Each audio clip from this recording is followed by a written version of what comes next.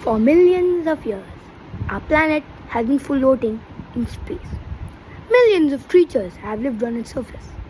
Many aquatic beings was among them, but they only affected our human imagination, for we are the only ones who have obtained the advantage of reason. Reaching it was far from easy. It dates back 20 million years to those fruit-eating creatures called proconsuls. They lived in the African savannas. They hardly cared about the world below. Proconsuls walked on open palms instead of bended fingers and almost exactly resembled the modern-day macaque. Quite a few fossils of proconsuls have been found in East Africa. The skull suggests that their brain was small and rather primitive. 10 million years ago, a drop in the temperature made the African jungle sparse, making it impossible to move tree to tree via branches. Forced to leave the trees, the descendant of proconsuls, Ardipithecus, joined the party. Ardipithecus, a nearly complete skeleton of an Ardipithecus named Ardi, proves that these creatures were able to walk, although not as easily as we do.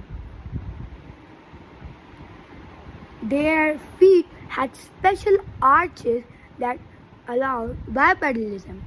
They were half human and half ape-like. They were indeed the intermediate of humans and apes, as all of our features mediate entirely human and entirely ape-like features. After a few years, Australopithecus afarensis joined the party. Australopithecus they ate everything they could find, and they formed cohesive groups so that they could repel danger. At first glance, it is hard to detect our features, but I think that Australopithecus, or probably Ardipithecus, they had a receding forehead. 2.5 million years ago, our ancestors crossed the Rubicon of brain size, 700 grams. Homo habilis was also known as handyman. He got his name for a reason. It was Homo habilis that invented the first stone tools. These were real tools carved of stone for creating fire, for whittling wood, killing prey, and whatever they needed it for. After that,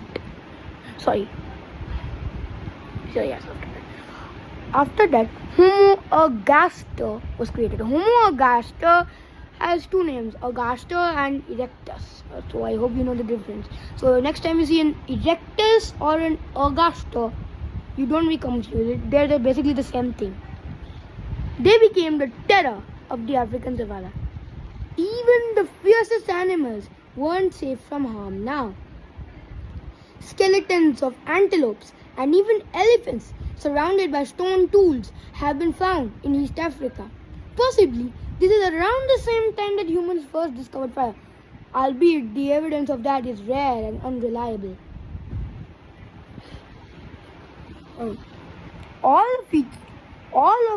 Everything except their heads was hardly any different from humans, Homo sapiens, or us right now.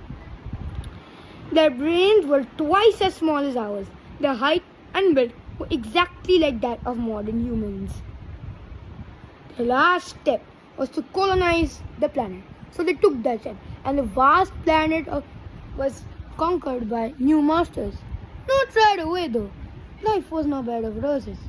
Earth didn't give man a hearty welcome. Human remains with marks of predators' teeth bear witness to that. Man has gone through a long path of evolution.